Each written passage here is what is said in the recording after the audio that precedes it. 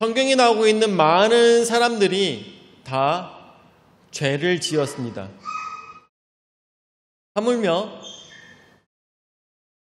침례 요한조차도 인간이었기 때문에 죄를 지었을 것입니다. 성경에는 특별히 어떤 죄를 지었는가에 대해서 나오지 않지만 침례 요한만 알고 있는 죄들이 아마 있었을 것입니다.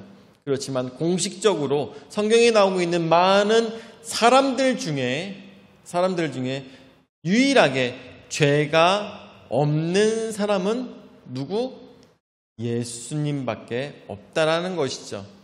그런데 성경에 유일하게 이 죄패에 대해서 나오고 있는 사람은 바로 예수님밖에 없다라는 것을 또한 우리가 너무나도 잘 알고 있습니다. 그렇다면 너무나도 아이러니하지 않습니까? 처음 이 말씀을 준비하면서 말씀의 제목으로 나오고 있는 예수님의 죄패라는 이 말조차도 굉장히 아이러니하다는 것을 우리가 생각해 볼 수가 있는 것이죠. 왜냐하면 성경적으로도 예수님의 죄는 어느 누구도 그리고 하나님조차도 예수님 본인조차도 예수님의 죄가 없는 것을 너무나도 잘 알고 있음에도 불구하고 죄인들이 거기에 죄를 만들어서 패를 달았다는 것을 우리는 굉장히 아이러니하게 바라볼 수밖에 없다라는 것입니다. 자, 그럼 오늘 제가 이렇게 평소에 안 하던 넥타이를 했는데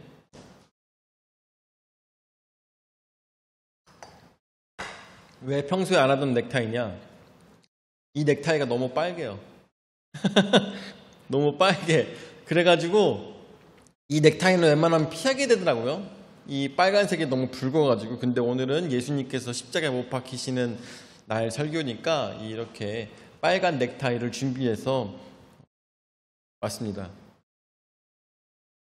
아마 이거 만들던 사람 또 이거 파는 사람은 그런 생각을 못했겠지만 저는 예수님의 보혈과 그 예수님의 깨끗함에 대해서 예수님의 죄가 없으심에 대해서 나온 것은 아닐까 혼자 그런 생각을 합니다. 빨간색과 하얀색.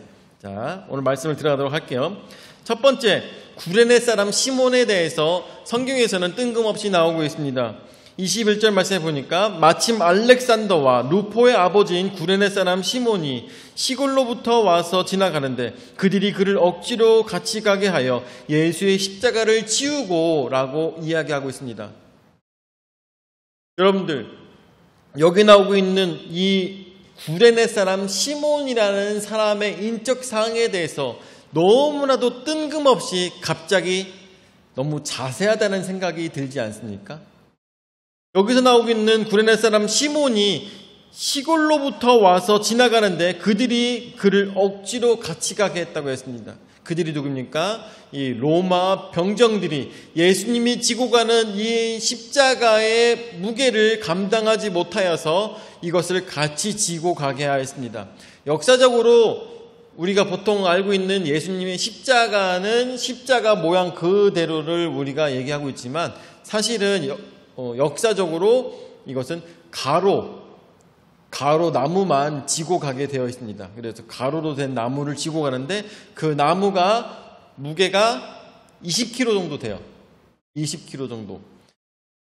그러니까 우리가 가방 같은 걸로 치면은 20kg 정도는 어떻게든 완전 군장에 가까운 그런 무게이기 때문에 아니 완전 군장의 반이구나. 그렇지? 완전 군장의 반 정도 되니까 20kg는 어떻게든 지고 갈 수가 있을 것입니다. 그렇지만 여러분들 너무나도 잘 아시다시피 예수님께서는 바로 그 전날 기도하시다가 붙잡히셔서 새벽 6시까지 재판을 받으시고 오늘 이 자리에 오게 된 것이죠. 그러니까 간밤에 한숨도 못 주무시고 모진 매를 맞으시고 또한 앉지도 못하고 서지도 못하고 아무것도 먹히지도 않은 상태에서 죽이겠다는 일념하에 그 모든 원수들이 예수님을 괴롭혔기 때문에 예수님은 너무나도 힘들고 어려운 상황이었습니다. 그렇기 때문에 20kg를 지고 간다는 것은 건강할 때도 20kg를 지고 그 길을 간다는 것은 너무나도 힘든데 예수님께서는 이것을 지고 갈 수가 없는 상황이었습니다. 그렇기 때문에 이것을 20kg짜리를 지고 가시다가 너무나도 넘어지고 쓰러지고 하니까 그런 악독했던 로마 병정들조차도 로마 사람들이 로마 병정이 어떤 사람들이라고 했습니까? 유대인을 싫어하는 팔레스타인인들을 사용하였다고 했습니다. 그러니까 아마 예수님에 대해서도 얼마나 악독하게 대했을까를 우리가 생각해 볼 수가 있는 것이겠죠. 그런 상황인데도 불구하고 이 사람은 이거를 갖고 갈 수가 없어 라고 판단했습니다. 그래서 구레네 사람 시몬에게 야, 너 이거 얘 대신 지고 가 라고 얘기하고 있는 것입니다. 그래서 이 시몬은 그것을 지고 예수님과 함께 같이 지고 같이 골고다 언덕으로 올라간 것입니다. 이 사람은 얼마나 억울한 일이겠습니까? 그래서 여러분들 아시다시피 이 패션 오브 크라이스트에도 그 영화에도 그런 얘기가 나오지 않습니까? 그 시몬이라는 사람이 그것을 같이 지고 가고 있음에도 불구하고 나는 죄가 없습니다. 나는 죄가 없지만 이 사람을 돕기 위해서 이 십자가 나무를 같이 지고 가고 있는 겁니다. 라고 사람들에게 호소를 하죠. 그 사람은 여기에 왜 내려왔을까요? 왜 시골에서 이 자리에 와가지고 이 고통을 당하고 있는 것일까요? 잠깐 우리가 한번 생각해 봤으면 좋겠어요. 왜 이 사람이 시골에서 왜 굳이 이 구레네라는 곳은 아프리카 북쪽에 있는 아프리카 북쪽인가? 그쪽에 있는 시골이에요. 그렇기 때문에 이 사람이 거기까지 갈 이유는 없었을지도 모릅니다. 그런데 왜 그 먼 곳에서 하필 그날 거기에 와가지고 이 고생을 하고 있는가? 왜일까? 지혜야, 왜 이 사람 여기 있을까? 그렇지. 지혜라면 알 수 있을 거라 생각했는데 역시 신학교를 다니고 있는 학생들은 물어볼 만한 가치가 있어요. 6월절이기 때문에 이 디아스포라들이 그곳에 모여서 많은 디아스포라들이 6월절을 지키기 위해서 왔다가 이제 돌아가야 되는 상황에 아침에 보니까 그렇게 누구를 쳐여간다고 나오고 있는 것입니다. 그래서 그곳에 가서 구경하고 있는 와중에 거기서 그 시몬이 붙잡히게 된 것이죠. 그런데 우리는 여기서 한 가지 이 억울한 사람을 더 자세히 봐야 되는데 이 억울한 사람 시몬의 인적 사항이 마가복음에는 너무나도 자세하게 나오고 있다는 것입니다. 마침 알렉산더와 루포의 아버지인 구레네 사람 시몬이라고 나오고 있습니다. 그냥 일기를 썼다면 마침 어떤 아저씨가 붙잡혀서 같이 들고 갔다고 해야 할 것이 맞습니다. 그런데 마침 알렉산더와 루포의 아버지인 구레네 사람 시몬이라고 하고 있어요. 왜 그럴까요? 복선아, 왜 그럴까? 왜 갑자기 이렇게 자세하게 이 사람에 대해서 마가는 알고 있을까? 친해서? 맞지. 친해서일 것입니다. 알고 있는 사람이어서. 그렇다면 마가는 어떻게 이 사람을 알고 있을까요? 굳이 그 아들들을 특별히 알렉산더와 루포의 아버지라고까지 얘기하고 있는 것일까요? 왜냐하면 이 알렉산더와 루포가 사도행전 당시에 같이 전도하던 사람이었기 때문입니다. 자신의 아버지는 시몬으로서 예수님의 십자가를 같이 지고 가는 억울한 상황에 처해 있었지만 그 자녀들에게는 시몬이 뭐라고 얘기했을까요? 그래서 루포라고 하는 사람에 대해서 나중에 로마서 14장인가 15장인가 거기서 이 루포에 대한 이야기가 나옵니다. 그래서 여기서도 마가복음에서도 이 사람에 대해서 자세히 알고 있고 또한 로마서에서도 루포에 대해서 나오기 때문에 같이 전도하던 무리들 중에 이 알렉산더와 루포가 있었다라고 신학자들은 보고 있는 것입니다. 이 시몬은 이 억울한 자리를 통하여서 자녀들에게 무엇라고 얘기했을까요? 내가 이스라엘 예루살렘에 유월절 지키러 갔다가 얼마나 어이가 없는 짓을 당했는지 알아? 라고 한 것이 아니라 뭐라고 했을까요? 내가 그곳에서 예수라는 사람을 보았다. 내가 그곳에서 예수라는 사람 바로 옆에 있었다. 그 사람의 십자가를 같이 지고 갔다. 라고 그곳에서 자식들에게 증언했을 것 아닙니까? 아니면 그곳에 예수님께서 십자가에 못 박히시는 그 자리에 시몬뿐만 아니라 그 자녀들도 같이 있었지 않았을까라는 것으로 우리가 상상해 볼 수가 있겠습니다. 그렇지만 이 시몬에게 있어서 이 억울한 경험은 자신의 인생을 뒤바꾸는 커다란 역사였다는 것을 우리가 생각해 볼 수가 있겠습니다. 시몬이야말로 자신의 인생에 자기 십자가를 지고 주님을 따랐던 사람이 바로 시몬이었다라고 우리는 상상해 볼 수가 있는 것입니다. 내가 왜 이것을 지고 가는지, 내가 왜 이 어려움을 겪고 가는지 쫓아가고 있지만 그 자리에서 그는 깨달은 것입니다. 이분이 예수님이구나. 이분이 죄 없이 십자가에 달려가시는 하나님의 아들이시라는 것을 자녀들에게 가르쳤다라는 것을 우리는 상상해 볼 수가 있겠습니다. 그렇게 해서 22절 말씀에 예수를 끌고 골고다라 하는 곳, 번역하면 해골의 곳에 이르렀다고 했습니다. 그곳이 해골이라고 이야기하고 있는 것은 그곳에 전설에 의하면 해골이 너무 많았다고 하는데 아마 그곳에서 저기가 있었을 거라고 생각합니다. 자녀들을 불태워 죽였던 그런 많은 사건들이 그곳에서 일어나지 않았나라고 학자들이 추정하고 있고, 어쨌든 간에 그곳에서 해골이 좀 많이 발견되었다고 하고, 또한 생긴 곳도 해골과 비슷하게 생겼다고 합니다. 그래서 그곳을 골고다라고 이야기하고 있습니다. 그곳까지 구레네 사람 시몬이 같이 십자가를 지고 그곳에서 예수님을 만나게 됐다는 것을 우리가 상상해 볼 수가 있는 것이죠. 우리도 우리의 십자가를 지고 예수님을 따른다는 것은 무슨 뜻일까에 대해서 평소에 한번 생각해 봐야 될 것입니다. 나의 십자가란 무엇일까? 내가 십자가를 지고 예수님을 쫓는다는 것은 무슨 뜻일까? 나에게 있어서 이 짐은 예수님을 만나고 나에게 지고 가고 있는 짐은 무엇인가? 그것들을 우리가 돌아봐야 될 것입니다. 내가 지고 있는 짐, 그러므로 인하여서 내가 그곳에서 내가 그 예수의 십자가를 지고 가다 보니까 그곳에서 만나게 되는 분은 나 자신을 바라보는 게 아니라 바로 예수님을 만나는 그런 풍성한 은혜가 여러분들에게 있기를 예수 이름으로 축원을 드립니다.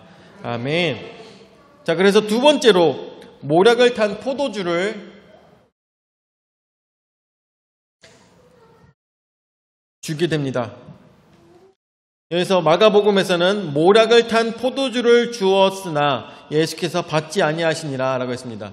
그렇지만 마태복음에서는 이것에 대해서 쓸개를 탄 포도주라고 얘기하고 있습니다. 모략을 타나 쓸개를 타나 그것은 쓴 포도주이기 때문에 이것이 주는 의미가 사실 변하게 되는 것은 아닙니다. 여러분들, 예수님께서 최후의 만찬을 하시고 난 다음에 내가 아버지의 집에 가기 전까지는 다시는 포도의 소출을 먹지 않겠다고 예수님께서 말씀하신 거 기억나시나요? 그렇죠? 기억나실 거라고 생각이 듭니다. 여러분들 예전에도 그런 말씀을 드렸었는데 십자가에 못 박히는 죄인들에게는 포도주를 주는 관습이 있습니다. 포도주를 왜 주냐면은 포도주를 먹여서 이들의 몸이 해롱해롱하며 몸을 가누지 못할 때 이 못으로 박는 게 간수들에게 더욱더 편하기 때문인 것이죠. 뿐만 아니라 어떤 면에서는 이 사람들이 겪는 고통을 덜어주기 위해서 포도주를 먹여서 그렇게 하는 이유도 있습니다. 두 가지 이유가 다 있는 것이겠죠. 어떤 마취제로서 포도주를 먹게 하는 것입니다. 그런데 오늘 성경 말씀을 보니까 23절에 모략을 탄 포도주를 주었으나 예수께서 받지 아니하시니라 라고 예수님 마가복음에서 나오고 있습니다. 포도주를 주었는데도 불구하고 그 포도주를 먹고 몸이 정신을 가누지 못하는 그런 상황에 빠지는 것을 예수님께서는 원치 않으셨습니다. 아마 몸의 고통이 엄청나게 심했을 것이고 뿐만 아니라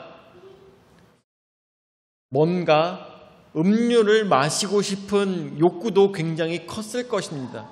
그렇지만 예수님께서는 어떻게 맨정신으로 이 모든 고통을 다 겪기를 원하신 것입니다. 또 어째 에어컨 바람 좀 더 세게 줄래? 결국 어때요? 예수님께서는 이 포도주의 잔을 받지 아니하심으로 인하여서 하나님께서 내리신 모든 어려움의 잔들을 모두 다 받으셨다는 것을 우리가 상상해 볼 수가 있는 것입니다. 어떠한 마취제도 먹지 아니하시고 모든 고통을 예수님께서는 그 한 몸으로 겪으셨다는 것을 우리가 상상해 볼 수가 있는 것이죠. 자, 이러는 와중에 이 마가복음에서는 굉장히 특별하게 이 고통스럽고 예수님의 이 숭고한 장면에 대해서 단 한 줄밖에 적지 않고 있습니다. 한 줄도 아니죠. 잠깐 적어버렸습니다. 24절 말씀에 보면 십자가에 못 박고 그 옷을 나눌새 누가 어느 것을 가질까 하여 제비를 뽑더라 라고 하였습니다. 마가복음에서는 예수님께서 십자가에 못 박히는 장면에 대해서 한 줄 자체도 쓰지 않았다는 것을 우리가 볼 수가 있는 것이죠. 어쩌면 마가는 그 부분에 대해서 너무나도 속상했기 때문에 오히려 많이 적지 못했을 것이다 라는 학자들의 생각도 있습니다. 그리고 그 눈을 돌려서 그 옷을 나눌새 누가 어느 것을 가질까요? 제비를 뽑더라 라고 하고 있는 이 죄수의 옷을 나누고 있는 죄인들의 모습에 마가는 더 눈을 돌린 것은 아니었을까 우리가 상상해 볼 수가 있겠습니다. 그래서 25절 말씀에 때가 제3시가 되어 십자가에 못 박으니라 라고 했습니다. 여기서 나오고 있는 제3시는 유대의 시간인데 3시는 지금의 아침 9시 정도를 얘기합니다. 아침 9시 정도. 새벽에 6시까지 예수님을 붙잡아서 새벽에 예수님을 붙잡아서 6시까지 예수님을 재판하고 난 다음에 9시에 못을 박았다라는 것이죠. 이 세상에 어느 죄인도 흉악한 죄인도 이렇게 하룻밤 만에 밤에 재판해서 낮에 죽이진 않습니다. 어느 죄를 지었어도 아무리 커다란 죄를 지었어도 절대로 이렇게 행하지는 않습니다. 왜 이런 결과가 나왔겠습니까? 밀란이 일어날까 두려워했던 사람들, 죄인들의 간략한 수에 의해서 이런 결과가 나타나게 된 것이죠. 자, 그럼 세 번째, 예수님의 죄패에 대해서 나오고 있죠. 26절에서부터 말씀해 보니까 그 위에 있는 죄패에 유대인의 왕이라 썼고 라고 이야기하고 있습니다. 여기서 나오고 있는 유대인의 왕이라고 쓴 곳에는 그들이 얘기하는 히브리어로만 유대인의 왕이라고 적혀 있는 것이 아닙니다. 히브리어로만 유대인의 왕이라고 적혀 있는 것이 아니라 히브리어 그리고 라틴어 그리고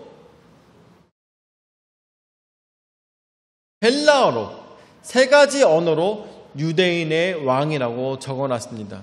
모든 사람들이 다 볼 수 있도록 유대인의 왕이라고 그곳에 적어놓은 것입니다.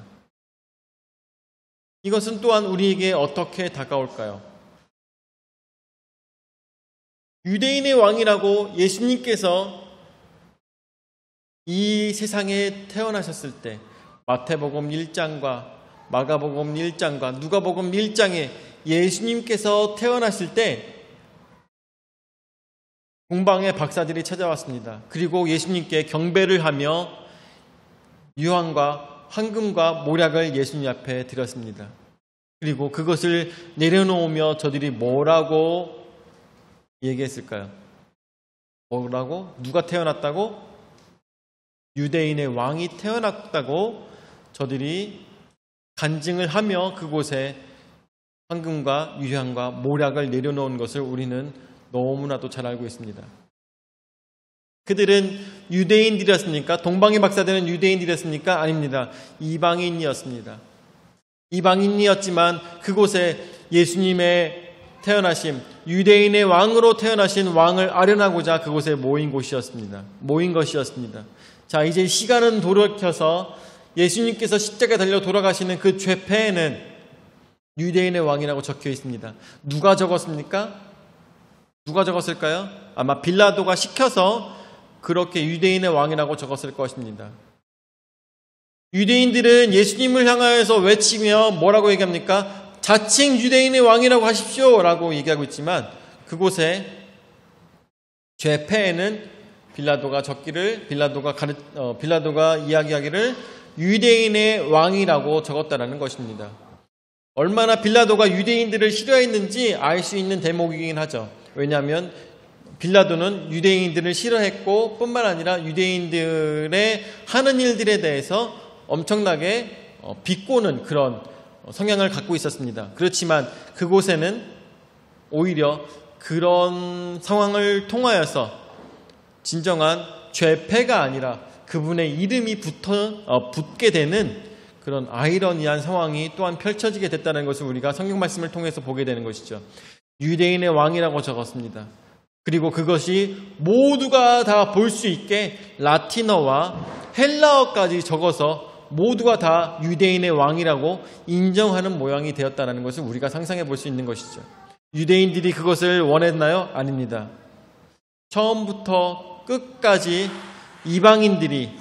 유대인들이 아닌 이방인들이 예수님을 유대인의 왕이라고 칭하였다는 것을 우리가 볼 수가 있는 것이고, 또한 그분이 행하신 일은 유대인의 왕으로서 행하신 것이 아니라 만물의 왕으로서, 왕 중의 왕으로서 저들에게 행하셨다는 것을 우리는 말씀을 통하여서 보게 되고 또한 간증하게 된다는 것입니다.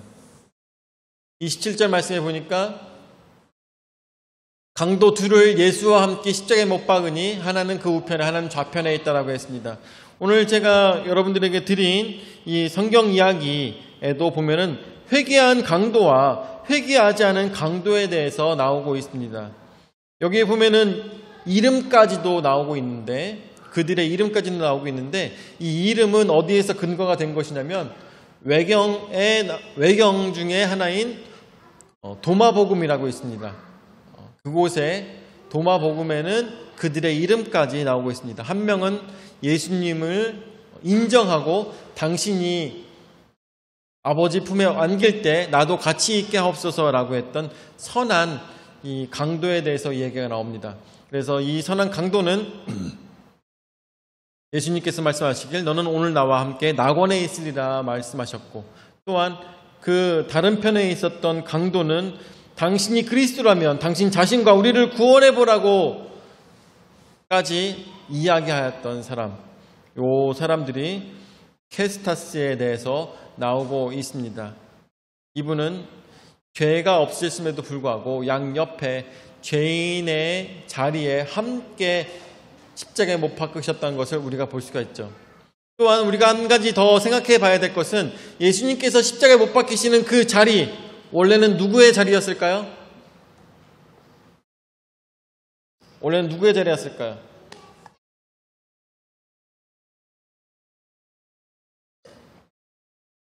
혜선아, 누구의 자리였을까? 너 뒤에 있어도 벗어날 수 없어. 누구의 자리였을까? 예수님이 십자가에 못 박히시는 그 자리가 누구의 자리였을까?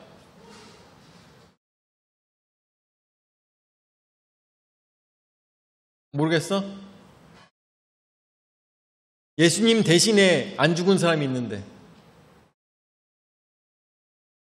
모르겠어? 자, 여러분들 아시겠죠? 누군지 아시겠죠? 그렇지. 바나바. 사실은 그곳에 못 박혀야 될 사람은 바나바였고, 원래는 유대의 법에 의하면 집단으로 그렇게 십자가에 못 박는 일은 절대로 없습니다. 그렇지만 로마 병정들이기 때문에 로마법에 의해서 집단으로 3명을 한 번에 십자가에 매다는 것인데, 거기에 바나바가 있었기 때문에 이 강도들은 아마도 국가 혁명을 위하여서 강도짓을 했던 사람들로 학자들은 평가하고 있습니다. 아마 그곳에 바나바가 함께 십자가에 못 박혀야 됐지만 그곳에서 예수님으로 대체가 되면서 양옆에 그 같이 있었던 사람들, 이 사람들에 대해서 나오고 있습니다. 그렇지만 우리가 한 가지 생각해야 될 것은 그것들이 중요한 것이 아니라 예수님은 죄인들의 자리에서 죄가 없었음에도 불구하고 죄인의 명패를 달고 그 자리에서 누구를 대신해서 바나바를 대신하였지만 바로 죄인인 나 자신을 대신하여서 십자가에 달려 돌아가셨다는 것을 우리는 생각해 봐야 될 것입니다. 28절 말씀 보면 28절은 없음이라고 나오고 있죠. 그렇지만 어떤 사본에는 이렇게 나오고 있습니다. 이사야서 53장 12절의 말씀을 실현하였다라고 그렇게 나오고 있는데, 이사야서 53장 12절 말씀 보죠. 이사야서 53장 12절 말씀.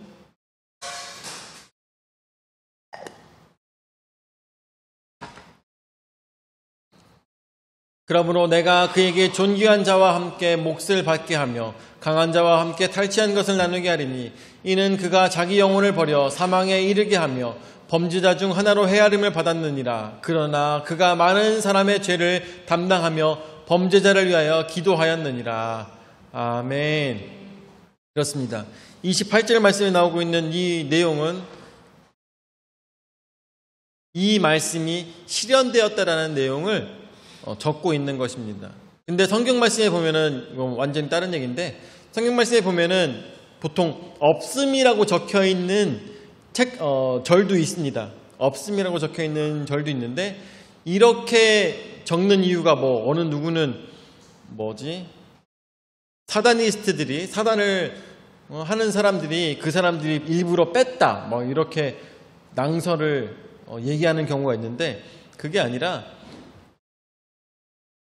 구약의 사본도 그렇고 신약의 사본들도 굉장히 많이 있습니다. 많이 있는 것뿐만 아니라 그것을 어떻게 듣고 적어요. 들으면서 적는 것이 그들은 복사하는 거예요. 들으면서 적는 거죠. 들으면서 똑같이 적는 거예요.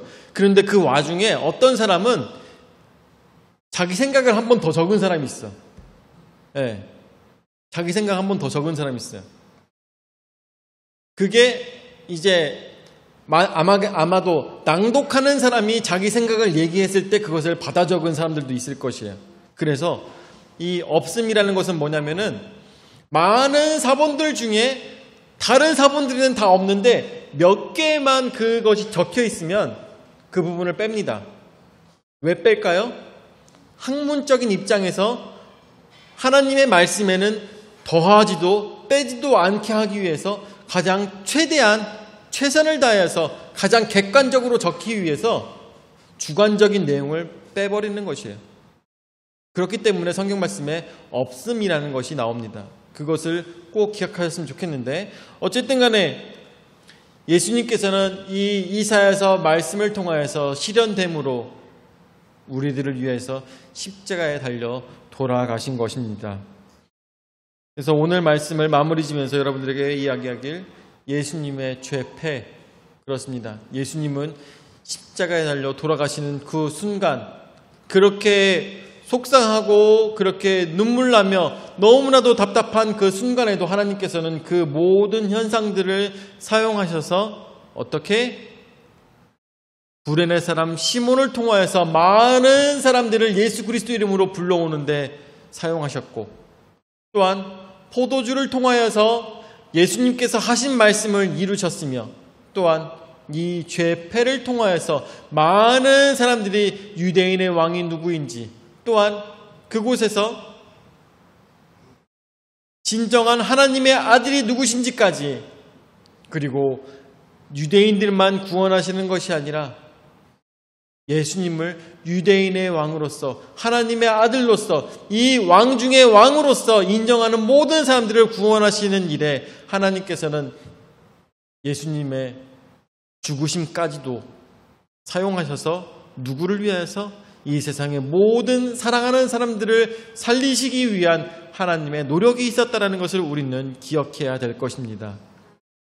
이 세상의 모든 일어나는 일들, 나에게 있는 모든 좋은 일들과 나쁜 일들, 내가 예수를 믿는데도 불구하고 나에게 왜 이 어려운 일들이, 이 힘든 일들이 힘든 일이 생기는가? 여러분들, 내가 아무리 힘들어도 예수님처럼 힘들었겠습니까?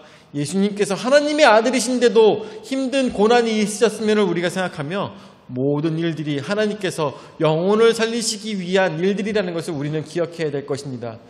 그렇기에 우리는 이 세상 살아가면서 겪게 되는 나의 십자가, 구레네 시몬이 졌던 나의 십자가를 같이 지고 예수님을 만나는 풍성한 침략의 모든 성도들 되시기를 예수 이름으로 축원을 드립니다. 아멘. 사랑의 주님 은혜 하사날 감사드립니다. 오늘도 저에게 귀한 은혜의 말씀으로서 깨달아 알 수 있도록 인도하여 주심을 감사드립니다. 주님께서는 진정 죄가 없으셨음에도 불구하고 죄인들을 위하여서 십자가에 달려 돌아가시며 그 죄패를 통하여서 유대인의 왕, 세상의 왕이신 것을 우리 모두가 알게 인도하여 주신 것을 말씀을 통해서 보게 됩니다. 주여, 오늘도 예수 그리스도를 기억하며 그 고난당하신 예수 그리스도를 기억하며 오늘도 나의 십자가를 지고 주 안에서 승리하며 살아갈 수 있는 우리 믿음이 될 수 있도록 인도하여 주시옵소서. 이제는 자기 몸 버려 죽기까지 우리 죄를 담당하신 구주 예수 그리스도의 은혜와 자기 외아들을 주기까지 우리를 사랑하신 아버지 하나님의 무한하신 사랑과 성령 하나님의 감화 감동 역사 교제 위로 내주하신 은혜가 내가 예수를 믿으며 겪게 되는 모든 어려움 속에서 그것이 나의 십자가인 것을 깨달아 알아 오로지 하나님의 일에 동참하며 모든 세상의 사람들을 예수 그리스도 앞에 돌아오게 하는데 나의 삶을 사용하고자 하는 모든 성도들 머리 위에 영원히 함께 하실지어다. 아멘.